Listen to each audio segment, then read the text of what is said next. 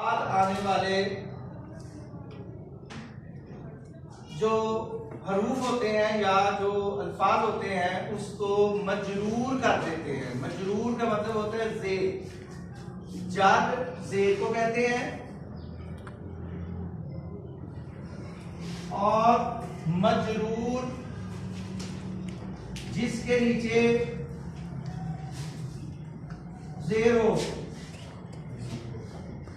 ज़ेर समझते हैं ना।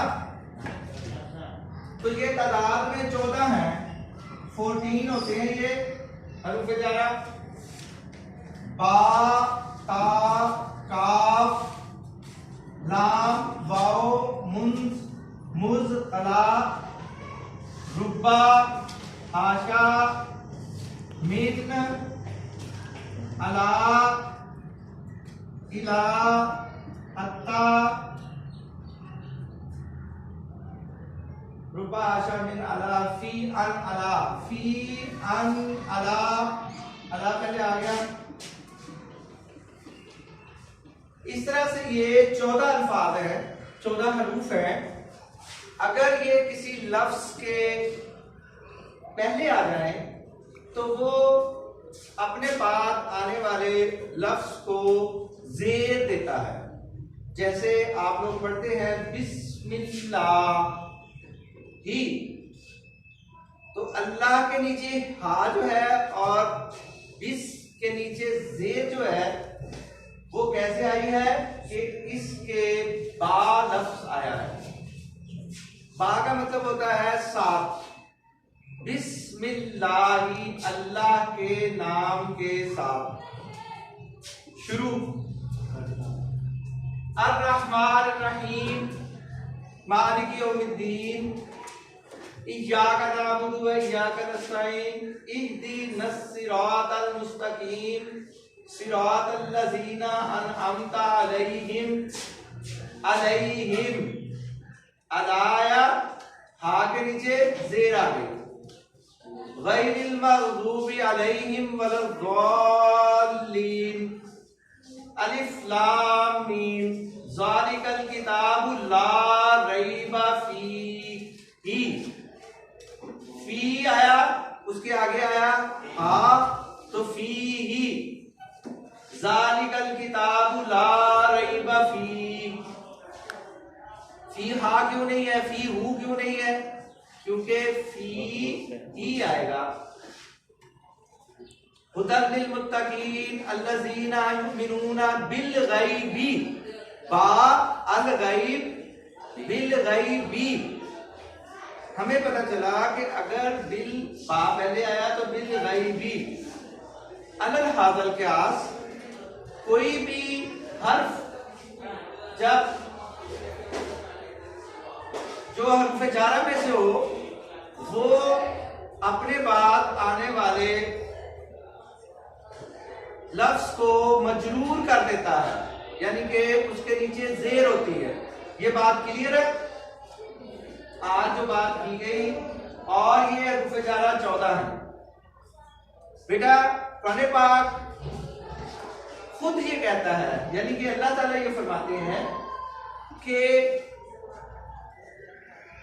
वलक़द यस्सरनल कुरआन लिज़्ज़िक्रि फ़हल मिन मुद्दकिर, बेशक हमने आसान कर दिया इस कुरान पाक को लिज़्ज़िक्रि, समझने के लिए, तफ़हीम के लिए, गौर व फिक्र के लिए, जानने के लिए, पहचानने के लिए हमने इसको आसान कर दिया। फ़हल मिन मुद्दकिर, तो है कोई जो इस पर गौर व फिक्र करे? तो बेटा ये कुरान पाक गौर व फिक्र करने के लिए है, ये कुरान पाक समझने के लिए है, ये कुरान पाक तर्जुमा करके पढ़ने के लिए है। इसके हकूक का तकाजा ये है कि कोई एक या दो जमातें भी पढ़ा हुआ है, उसको चाहिए कि कुरान पाक का तर्जुमा खुद सीखे, अगर उसके पास टीचर नहीं है। तो आप लोग खुशकिस्मत हैं कि आपके सिलेबस में ये बात शामिल है। आपको इसके नंबर भी मिलेंगे और आपको इसका सवाब भी मिलेगा। और आपको कुरान पाक की समझ भी आएगी और आपको दीन की समझ भी आएगी। दीन क्या है? कुरान पाक है और हदीस है, ऐसी है। कुरान पाक की तफसीर, कुरान पाक में क्या कहा गया है, कुरान पाक का तर्जुमा और अहादीस का तर्जुमा। yes. इसके लिए हमें किस चीज की जरूरत है? आपके ज़हन में क्या आता है? इसके लिए बेटा हमें अरबी के कम से कम कुरानी अरबी सीखने की जरूरत है। कुरान की जो अरबी है वो सीखने की जरूरत है। और मैं आपको मजे की बात बताऊं कि 8000 अल्फाज हैं जो नए आते हैं पूरे कुरान पाक में। कितने? उसके अलावा जितने अल्फाज हैं या तो रिपीट हो रहे हैं या उसको हम उर्दू में बोलते हैं। और उन 8000 में से भी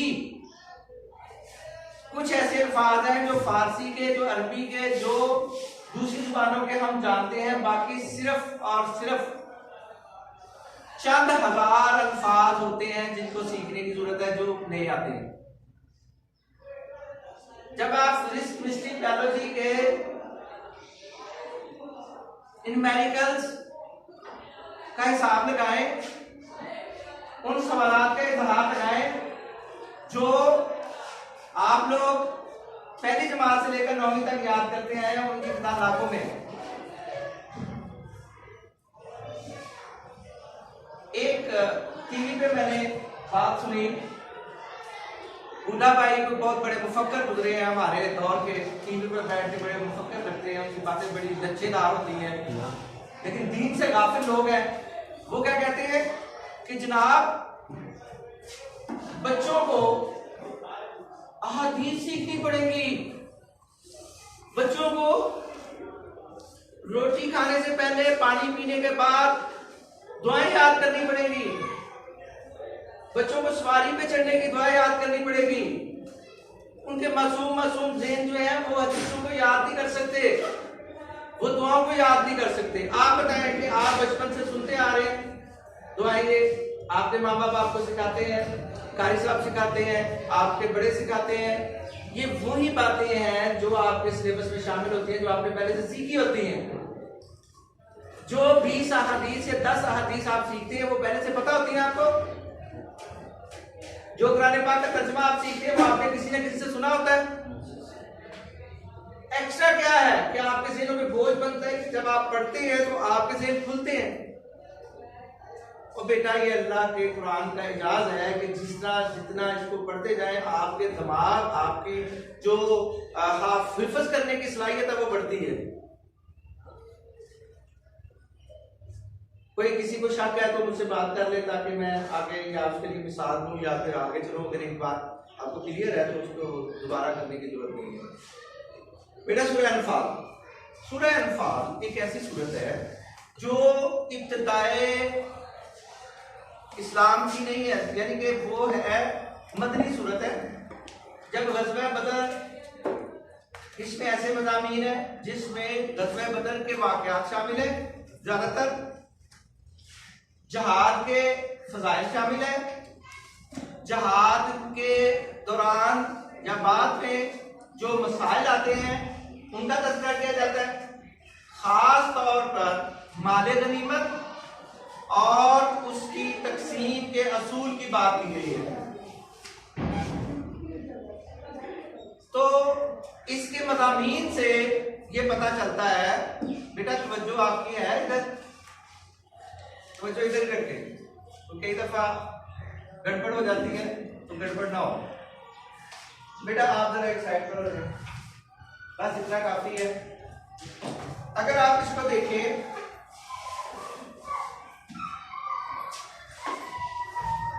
आप मुझे बता देना कि कहाँ काम जो है वो ज्यादा अच्छा हो रहा है, ठीक है? कैमरे में इस जगह पे आगे पीछे आप हो सकते हैं। यसअलूना, अगर आप यहां तक पढ़े तो यसअलूना, वो सवाल करते हैं। कुरान पाक को पढ़ने का तरीका क्या होता है? पहला अदब यह है कि आप औज़ु बिल्लाहि मिनश शैतानिर रजीम बिस्मिल्लाहिर्रहमानिर्रहीम पढ़ें और उसके बाद कुरान पाक को खोलें। और उससे पहला अदब क्या है कि आप बावजू हों। तीसरा अदब यह है कि आप सीखने के लिए, आप लोग ये सीखने के लिए कि अल्लाह ने इसमें क्या हुक्म दिया उसको हम सीखने की नीयत से कर रहे हैं। आपके नंबर भी आ जाएंगे और आप इसको सीख भी लेंगे। तो यसअलूना वो सवाल करते हैं। आगे जो काफ है ये हरफे जारा में से आ गया है। ये काफ हरफे जारा का ये जो काफ है इसका मानी ये होता है, अगर ये शुरू में आता है तो इसका मतलब होता है जैसा कि, और अगर ये बाद में आता है तो इसका मतलब क्या हुआ, तुम, तुम्हारा, आपका। ये जो बातें मैं नहीं बता रहा हूं ये आपकी किताब पे मैं देखूंगा, किताब की साइड पे छोटी छोटी करके लिखते जाएंगे, ठीक है। यसअलूना का वो तुमसे सवाल करते हैं। क्या मानी हुआ बेटा आप बताएं। यसअलूना का वो तुमसे सवाल करते हैं। कौन बैठे? शाबाश शाबाश शाबाश। इसका मतलब ये पढ़ी हुई आपने आज। यसअलूना का वो आप मोहम्मद सल्लल्लाहु अलैहि वसल्लम आपसे मुजाहिद लोग सवाल करते हैं। अनिल अनफाल, ये अन जो है ये भी इधर से अन है। अब आप देखें यसअलूना का अनिल अनफाली आया, ठीक है, ठीक है। अन आया तो अन का मानी के बारे में।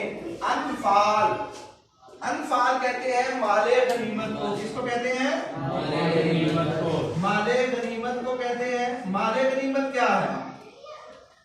माले गनीमत जब गज़वात होते थे या मुसलमानों की कुफार के साथ जंगें होती थी, उसके नतीजे में जो मालो दौलत मिलती थी उसको माले गनीमत कहा जाता था। चांदी जवाहरात या रुपया पैसा, इजनास, गल्ला, जो भी चीज जंग के बाद, फतह के बाद मुसलमानों के हाथ लगती थी उसको माले गनीमत कहा जाता था। माले गनीमत के कुछ असूल रखे गए थे। माले गनीमत को तकसीम करने का असूल जो है वो आपके सिलेबस में शामिल है, बाद में आएगा, मैं पहले बता देता हूँ। माले गनीमत को तकसीम करने का असूल ये होता है कि एक हिस्सा अल्लाह और अल्लाह के रसूल, यतामा, फुकरा, मसाकीन, इनमें तकसीम किया जाएगा। बाकी जो 8 हिस्से हैं, यानी कि इसके 8 हिस्से किए जाएंगे। एक हिस्सा तकसीम किया जाएगा गुरबा में, अल्लाह के लिए, अल्लाह के रसूल के लिए, उसके रिश्तेदारों के लिए या जिसके लिए भी है सारा कुछ, और गुरबा के लिए वो सारी तफसील आगे है। और 8 के बाकी जो 8वां हिस्सा है, यानी कि 1/8 हुआ ना, तो 8 हिस्से किसके हुए? 8 हिस्से मुजाहिदीन में तकसीम किए जाएंगे, यानी कि 8 हिस्से बनाए जाएंगे। तो एक हिस्सा चला गया इधर, बाकी 8वां हिस्सा जो है वो 8वां हिस्सा अल्लाह के राह में और 7 हिस्से फिर इधर हुए। ऐसे है। बारह जब ये आएगी फिर मैं कंफर्म उस वक्त बताऊंगा जब पुराने पाक का हुक्म आएगा। मैं 20 साल से 30 साल से ये पढ़ा रहा हूँ, लेकिन 10-12 साल से तो बाकायदा ये 20 साल मेरे घर हो गए, 15-20 साल हो गए जब से ये आयत चल रही है। पहले सूरह तौबा भी थी, तौबा निकाल दी, अब सूरह अनफाल है। ये सब तरह का अनफाल मुजाहिद लोग तुमसे, नबी सल्लल्लाहु अलैहि वसल्लम तुमसे माले गनीमत के बारे में पूछते हैं। कुल, इनसे कह दो, अल अनफालु, कुल का क्या मानी है? कुल बार बार आएगा, इसलिए एक दफा सीख लें। कुल से मतलब ये होता है कि नबी सल्लल्लाहु अलैहि वसल्लम से अल्लाह ताला कहते हैं कि आप फरमा दीजिए, आप कह दीजिए। किसी पुराने पाक में तर्जुमा लिखा होता है आप फरमा दीजिए, किसी में लिखा होता है कह दीजिए, किसी में कहा होता है कहो। तो जो भी तर्जुमा है बात एक ही है। कह दीजिए ऐ मोहम्मद सल्लल्लाहु अलैहि वसल्लम, अल अनफालु माले गनीमत लिल्लाही, अल्लाह के लिए है। ये लाम आ गया, लाम आ गया ना, बेचारा आया कि नहीं आया? ये लिल्लाही, अल्लाह के लिए है। व रसूल, और वाव भी आ गया, और रसूल के लिए है। ये हरफे जारा बन रहा है, ये आ रहा है ना, ये मजरूर हो रहा है, ये हरफे जारा है। लिल्लाही ये अर्थ जा रहा है और ये लिल्लाही अल्लाह के नीचे ज़ेर आ रही है। कुल अनफालु लिल्लाही व रसूल, कह दीजिए मोहम्मद सल्लल्लाहु अलैहि वसल्लम के मालिक गनीमत अल्लाह और अल्लाह के रसूल का माल है, यानी कि इसके बारे में फैसला करने का इख्तियार अल्लाह को है और अल्लाह के रसूल को है। फत्तकुल्लाह, पर अल्लाह से डरो, व अस्लिहू ज़ाता बैनिकुम, और आपस में सुलह रखो। व अतीउल्लाह व रसूलहू, अल्लाह और अल्लाह के रसूल की इताअत करो। इन कुंतुम मोमिनीन, अगर तुम मोमिन हो, अगर तुम मोमिन हो तो फिर क्या करो, आपस में अल्लाह से डरो, एक काम। दूसरा काम अस्लिहू ज़ाता बैनिकुम, और आपस में सुलह रखो। तीसरा काम अल्लाह और अल्लाह के रसूल की इताअत करो। तो मोमिनों को किस काम से काम कर दिया गया है? शुरू किया आयत में जी, बोले बोले ना, ऊपर देख के बता सकते हैं, ऊपर लिखा हुआ है 3 काम का हुक्म दिया गया। फिर इन्नमल मोमिनून, इसके पीछे ये क्या वजह है? अगर आपको तफसील चाहिए हो, आपकी दिलचस्पी के लिए हो, जो आपको समझाना मकसूद था एग्जामिनेशन पॉइंट ऑफ व्यू से, वो इतना काफी होता है। लेकिन अगर किसी का शौक हो कि वो तफसील जानना चाहता हो तो वो फिर जिस दिन कहेंगे मैं उस दिन तफसील करूंगा। जिस दिन आप कहेंगे कि हमारे पास टाइम आज कम है क्योंकि नेक्स्ट पीरियड स्टार्ट हो चुका है, ये हमारे प्रोफेसर साहब आशफी साहब की मेहरबानी है कि वो अपने टाइम में से थोड़ा सा टाइम दे रहे हैं। इन्नमल मुमिनूना, बेशक मोमिन वो है, अल्लज़ीना, वो लोग हैं, इज़ा ज़ुकिरल्लाहु, जब जिक्र किया जाता है अल्लाह का। अब ये जो यहाँ से लेके यहाँ तक हम पूरी एक आयत पढ़ने लगे हैं, इसमें मोमिनीन की सिफात का जिक्र होगा। आप हेडिंग लिख सकते हैं मोमिनों की सिफात। इसका क्वेश्चन क्या आता है कि सूरह अनफाल के आगाज में मोमिनों की क्या सिफात बयान की गई है। मशक में भी ये क्वेश्चन दिया हुआ है, पिछला क्वेश्चन भी दिया हुआ है। कोई मसला साथ साथ याद होता जा रहा है, साथ साथ आपको क्वेश्चन याद होते जा रहे हैं, साथ साथ आपको अल्फाज याद होते जा रहे हैं, कोई मसला बन रहा है। तो बेटा ये तरीका भी ये होता है कि जब आपको पढ़ाया जाए उस वक्त आपको ये लगे कि आपने सारा याद हो गया। अब उसको महफूज करने का तरीका ये होता है घर में जाके किसी को पढ़ा दें या किसी के सामने लिख लें या उसको कुछ किसी एक दफा पढ़ लें। बस मेरी आपको सजेशन ये होगी कि आप क्वेश्चन शॉर्ट क्वेश्चन साथ साथ लिखते जाए, अल्फाज के साथ साथ घर में लिखते जाए। अगर आप ऐसा करते हैं और जो आगे पढ़ना है, जो आगे ये पूरा सबक तो नहीं आज पढ़ा जाएगा, जितना पूरा सबक है आपने पढ़ लिया, अब आपने वो भी पढ़ लिया शाम को घर में जिसको आपने अगले दिन पढ़ना है और उसको भी पढ़ लिया जो पढ़ा है, बात खत्म हो जाएगी, बात खत्म। कोई आपको होमवर्क की जरूरत नहीं रहेगी, कोई आपको जो है वो किसी काम की जरूरत नहीं रहेगी, कोई रट्टे मारने की जरूरत नहीं है, कोई ज़हन पर बोझ डालने की जरूरत नहीं है। यहाँ मैं याद करके जाऊंगा, घर जाके आप रिवाइज कर लेंगे, अल्लाह अल्लाह खैर से अल्लाह, और सारी उम्र ये नहीं भूलेगा। अगर आपकी थोड़ी सी दिलचस्पी है तो आसान है ना बेटा।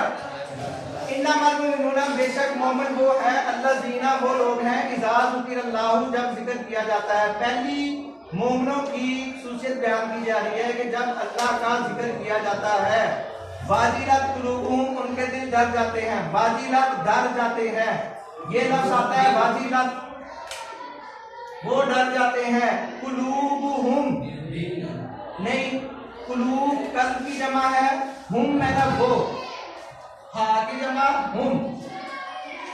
ये जो हाउ होता है उसका मानी क्या होता है? वो। मर्द,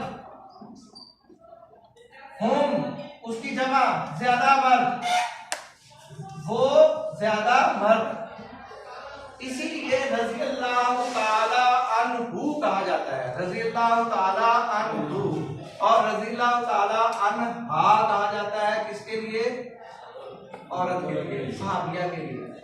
तो हा जो है इसकी मुअन्नस होती है जिसका मानी होता है, और हुन्ना होता है, ये उनकी जगह हुन्ना होता है। ये थोड़े जब आएगा तो मैं आपको साथ। तो पहली सिफ्त क्या है? पहली सिफ्त इन्नमल मुमिनूना, पहली सिफ्त क्या है?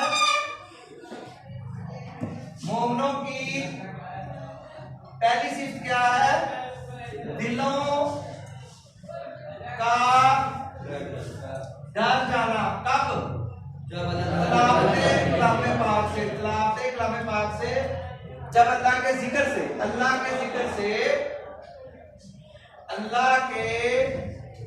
से दिलों का डर जाना, यानी कि जब अल्लाह का जिक्र उनके सामने किया जाता है तो उनके दिल डर जाते हैं। वइज़ा तुलियत अलैहिम, जब उनके सामने तिलावत की जाती है आयातुहु, उसकी आयात, ज़ादतुम ईमानन, तो तिलावते कलामे पाक से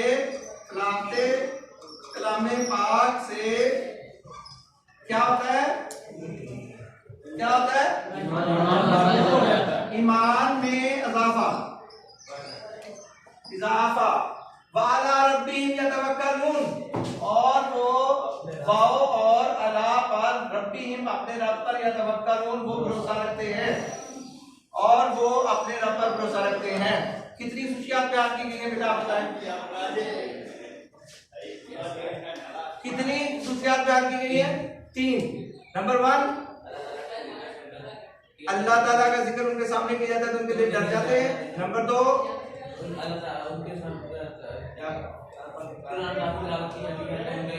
बढ़ जाता है। नंबर 3, उनका अपने रब पर भरोसा है।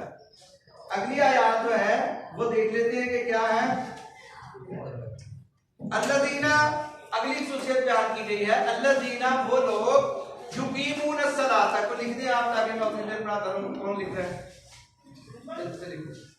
अल्लज़ीना वो लोग, युकीमून अस्सलाता, तो मोमिनों की एक चौथी किस्म क्या है, चौथी सिफत क्या है कि वो नमाज कायम करते हैं, नमाज पढ़ते हैं, नमाज सही तरीके से पढ़ते हैं, नमाज के आदाब का ख्याल रखते हैं। जब नमाज पढ़ रहे होते हैं अपने आप अल्लाह के सामने हाजिर समझते हैं, वो उनके ख्यालात इधर उधर नहीं जाते हैं। हज़रत अली जैसे होते हैं रज़ियल्लाहु ताला अन्हु, आजकल कल परसों उनकी यौमे विलादत थी और हमें उनका जिक्र इसलिए भी मैं कर रहा हूँ कि उनकी क्या था कि एक दफा उनके जिस्म अतहर में एक तीर लग गया, और तीर जो है चूंकि इस शेप का होता है, आगे से ऐसे और पीछे से मोटा होता है, तो वो निकलता नहीं है, क्योंकि गोश्त जो है वो जाते हुए चला गया, वापस नहीं आएगा, तो वो निकलता नहीं था, ज्यादा आगे चला गया था। तो हज़रत अली रज़ियल्लाहु ताला अन्हु ने ये तजवीज़ पेश की कि मैं नफली नमाज के लिए खड़ा होता हूँ, जब मैं नमाज के लिए खड़ा हूँ मेरा जिस्म नरम और पड़ जाता है, सुबह खुशबू होता है, तो आप निकाल लेना, उन्होंने निकाल लेना। अब जो इतराज करने वाले हैं वो बड़े इतराज करने वाले हैं कि जब तीर निकाला गया तो वजू टूट गया, नमाज टूट गई होगी, तो भाई किसने कहा कि अगली बात कौन करता है? अगली बात कौन करता है? नहीं करनी चाहिए। सहाबाए किराम के बारे में अपने अल्फाज को अपने मुंह पर लगाम देनी चाहिए। सहाबाए किराम के बारे में बात करते हुए हमें ख्याल करना चाहिए कि ये वो नफूसे कुदसियां हैं जिनके बारे में कोई बेअदबी की बात का शायबा भी नहीं आना चाहिए, वरना हमारे ईमान सवाल पैदा नहीं होता है, वहां ईमानदार हो, हमारे ईमान हो नहीं सकता। तो अल्लज़ीना इसके नीचे लिख देना, अल्लज़ीना युकीमून अस्सलाता, वो नमाज कायम करते हैं, व मिम्मा रज़क़नाहुम, व मिम्मा, ये मैं आपको सिखा देता हूँ, वाव का मानी और मिन मना से, ये भी हर्फ जारा, वाव का मानी और मे मना से, मा मना जो, व मिम्मा और उसमें से जो,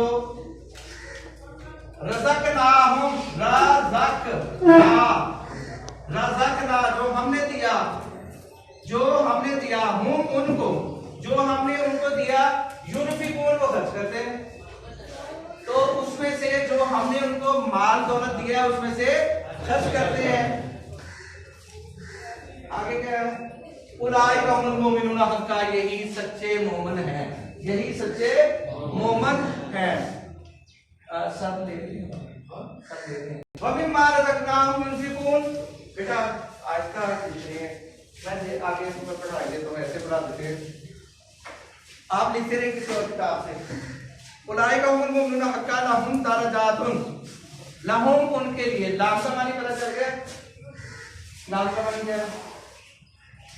बेटा सामने लिखा हुआ है, सुने, मैं किसी दफा बताया, लाम मैंने क्या के लिए, लाम मेरा के लिए, लिल्लाही अल्लाह के लिए, 3 दफा ये आ चुका है सामने, मैंने लिख के दिया, 2 दफा उसका मानी भी लिखा, समझ आ जानी चाहिए। ला मैना तो ला हुम मैना क्या है? हुम मैना वो देखिए ना, वो लिखा था, कहाँ लिखा था? ये हुम नहीं है, कहाँ था हुम? वो हुम था क्या? ये रज़क ना हुम मैना नहीं लिखा, वो मिटा दिया मैंने जी। बस ठीक। लहुम उलाइका लहुम उनके लिए है दर्जात इंद रब्बिहिम, उनके रब के पास। तो रब्बिहिम दोबारा आ गया। अब हुम मैंने क्या है? हुम मैंने वो है बेटे, हु की जमा हुम। बेटा आप सर से डरते हुए नहीं जवाब दे रहे या वैसे ही मसला कोई? सर से डर गए हैं? सर के आपसे डरते हैं लगता है। लाहुम लाम मैंने क्या है? के लिए। हुम मैंने क्या होता है? वो। तो लाहुम उनके लिए, लाहुम उनके लिए है मगफिरतुन इंद रब्बिहिम, उनके लिए दर्जे हैं, व मगफिरतुन और मगफिरत है, व रिज़्कुन करीम और इज्जत की रोजी है। तो जो मोमन है उनके लिए क्या क्या चीजें हैं? नंबर 1 लाहुम दर्जात इंद रब्बिहिम, उनके लिए दर्जात है, शाबाश, बुलंद दर्जात है। कहाँ? इस दुनिया में भी और इस दुनिया में भी। एक तो गए दर्जात में बुलंदी, ये हेडिंग भी लिख सकते हैं आप, दर्जात में बुलंदी। नंबर 2 व मगफिरतुन और बख्शिश है, गुनाहों की बख्शिश है, व रिज़्कुन करीम और इज्जत की रोजी है, इसमें भी और यानी कि इज्जत की रोजी से बड़ी कोई रोजी नहीं होती, कोई इज्जत नहीं होती। बनी आदम, अल्लाह ने अपने बंदे को, बनी आदम को, इंसान को इज्जत बख्शी हुई है। अल्लाह अकबर, अल्लाह अकबर। बेटा बस मेरा ख्याल है कि आप पर मजीद आपका इम्तिहान नहीं लेता। अगर लिखा गया है तो मैं इसको एक दफ़ा आपके सामने पेश कर देता हूँ ताकि आप लोग रिवाइज कर लें। अगर कहीं आपको मसला हो, पहले तो आप क्वेश्चन कर लें, पहले कर लें। ये जो आपके सामने लिखी हुई है, क्या किस सूरत में लिखी हो तो आप तर्जुमा कर लेंगे। आप में से जो कर सकता है अभी बगैर रिवीजन किए तो वो हाथ खड़ा कर ले। 1 2 3 4 5 6 7। मैं बेटा एक दफा फिर पढ़ता हूँ ताकि जो बाकी बच्चे हैं वो भी हाथ खड़ा करेंगे, क्योंकि मैंने आपसे कहा था कि मैं पढ़ाऊंगा, याद भी इधर ही कराऊंगा और फिर उसको याद करना आपका काम होगा। ठीक है? यस अलूना का वो सवाल करते हैं, वो से मुराद मुजाहिद। आदिल अनफाल माले गनीमत की तकसीम के बारे में या माले गनीमत के बारे में कि क्या होता है, कुल इनसे कह दीजिए अल अनफाल माले गनीमत लिल्लाह, के बारे में फैसला करने का हक अल्लाह और अल्लाह के रसूल का है। बेटा मैं कई साल पढ़ाता रहा, मैं इसका यही तर्जुमा करता रहा, अल्लाह और अल्लाह के रसूल के लिए है, अल्लाह और अल्लाह के रसूल का माल है। बेटा पुराने पाक की तफसीर के लिए ज़िंदगियाँ गुजर जाती हैं, जो आप पढ़ते जाते हैं, जो आप पढ़ाते जाते हैं, आपको उसके नए मानी और सही मानी आपके सामने आते जाते हैं। और ये वाहिद पुराने पाक एक ऐसी किताब है जिसको जितना पढ़ते जाए आपकी दिलचस्पी और बढ़ती है, और जो बाकी फ़वाइद है वो आपके सामने अभी आते हैं। फतकुल्लाह, अल्लाह से डरो। अल्लाह से डरने से मुराद क्या होती है? तकवा इख्तियार करना। अल्लाह से डरने से मुराद ये होती है कि अल्लाह का हुक्म मानना। तकवा से मुराद ये होती है कि अल्लाह की नाफरमानी से डरना, अल्लाह ताला की मोहब्बत में वो काम करना जो अल्लाह अल्लाह के रसूल ने कहा है। ये सारे तकवा के मानी हैं। तकवा के ये भी मानी होते हैं कि आप एक ऐसे रास्ते पे जा रहे हों जिसकी दोनों तरफ झाड़ियां हों और आप अपने दामन समेट के गुजरें ताकि आपके दामन या आपके लिबास के साथ कोई झाड़ी, कोई कांटेदार झाड़ी ना लग जाए। फत्तकुल्लाह वास्लिहुज़ाता बैनिकुम, वास्लिहुज़ाता बैनिकुम, ये जो कहा गया कि आप आपस में सुलह रखो, इसका मतलब ये मैं आपको बताता हूँ। ग़ज़वा बदर के बाद सहाबा किराम में से जो बदरी साहबा थे, जो बदरी साहबा कह रहे हैं, जो मक्का से आपके साथ हिजरत करके आए थे, उनको जरा नबी सल्लल्लाहु अलैहि वसल्लम ने थोड़ा सा माल ज्यादा दिया, थोड़ा सा माल ज्यादा दिया, कुछ के साथ ये किया। तो जो दूसरे साहबा किराम थे जो मदीना के रहने वाले थे, जो यहूदी से मुसलमान हुए थे या वैसे वहाँ मुसलमान हुए थे, बाद में मुसलमान हुए थे, तो उनमें से किसी ने जो है वो इस पर इतराज किया। जब इतराज किया तो अल्लाह ताला के रसूल को वही आ गई कि आप आपस में झगड़ा नहीं करना चाहिए, आपस में सुलह रखनी चाहिए। और अगर आपके दिलों में कोई ऐसी बात आ गई, क्योंकि साहबे कराम में से इंसान भी थे, वैसे इंसान जब सबका हक एक जैसा हो, किसी को ज्यादा दे दिया जाए तो नबी करीम सल्लल्लाहु अलैहि वसल्लम से इतराज तो नहीं कर सकते थे, लेकिन दिलों में मलाल आ जाता था, इंसान थे ना। तो इसी हवाले से उनके दिलों में आया तो अल्लाह ताला ने वही नाज़िल कर दी ताकि किसी के दिल में कोई मलाल, कोई ऐसी बात आपस में जो हसद है, जो कीना है, वो पैदा ना हो। हम ये सोच भी नहीं सकते कि साहबा किराम, लेकिन वो चूंकि अभी तरबियत की कमी थी ना, जो तो साहबा किराम साथ आए थे, मक्का को अपने घरों को छोड़ के, गरीब थे, और ये जो मदीना वाले थे ये थोड़े से अमीर भी थे और उन्होंने अपने घरों को भी नहीं छोड़ा था, उन्होंने हिजरत भी नहीं की थी, तो इनका मुकाम वैसे भी ज्यादा था जो साथ आए हुए थे, जो मक्का से आए हुए थे अपना घर बार छोड़ के। और ये असूल भी था, ये असूल भी है, पहले ये असूल भी था कि अगर आपस में रिश्तेदारी हो या मुकाम का तय्युन करना हो, हम तो नहीं करेंगे, हम नहीं करेंगे, हम साहबा किराम का आपस में मुकाबला नहीं करेंगे, सवाल ही पैदा नहीं होता, हमारे ईमान को खतरा होगा। हम अपने ईमान की हिफाजत चाहते हैं तो साहबा किराम का आपस में मुआवजा नहीं करेंगे, ये हमेशा याद रखें। ये नहीं कहेंगे कि वो पहले नंबर पर है, वो दूसरे नंबर पर है, वो तीसरे नंबर पर है। सबका मुकाम अपनी अपनी जगह पे अल्लाह के पास है और उसका फैसला अल्लाह और अल्लाह के रसूल ही करेंगे, हमारे पास इख्तियार नहीं है। बहरहाल फत्तकुल्लाह, अल्लाह से करो, वास्तियु ज़ाता बैनिकुम, और आपस में सुलह रखो, वास्तियुल्लाह व रसूलहु, अल्लाह और अल्लाह के रसूल की इताअत करो, इन कुंतुम मुमिनीन, अगर तुम मोमिन हो। तो ये मोमिनों के आगे सिफात आ रही है, मैंने पहले भी बताया था, इन्नमल मुमिनूना, बेशक वो मोमिन वो है, अल्लाज़ीना इज़ा ज़ुकिरल्लाहु, जब अल्लाह का जिक्र किया जाता है, वाजिलत कुलूबुहुम, उनके दिल जाग जाते हैं। वाजिलत मैंने क्या है, ये एग्जामिनेशन पॉइंट है, इसे याद रखें, इसको लिख लें कि वो लफ्ज जो एमसीक्यू आता है ये आता है, ठीक है। जब अल्लाह का जिक्र किया जाता है तो उनके दिल डर जाते हैं।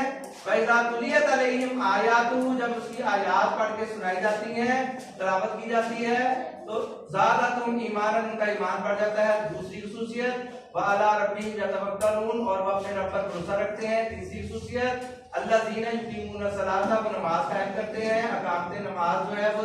चौथी खुसूसियत, व मिम्मा रज़क़नाहुम युनफ़िक़ून, और पांचवी खुसूसियत क्या है, माल का खर्च करना। अनफाक फी सबिलिल्लाह की हेडिंग बनेगी, ठीक है। अगर आप हेडिंग लगाना चाहते हैं तो हेडिंग लगाएंगे, पॉइंट बनाना चाहते हैं तो पॉइंट बनाएंगे। अगर आप एक एक लफ्ज लिखेंगे फिर भी वो बात पूरी हो जाती है।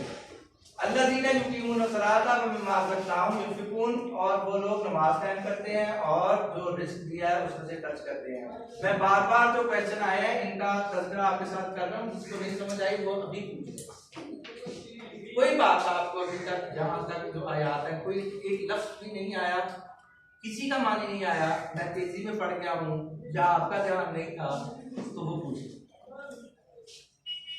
सबकी समझ आ गई? अब 100% आपका आप खड़ा होगा। चलो ठीक है, देखते हैं। उलाइका हुमुल मुमिनून हक्का, यही सच्चे मोमिन हैं। उलाइका, यही लोग, हम बार बार पढ़े, वो अल मुमिनून मोमिन है, हक्का सच्चे।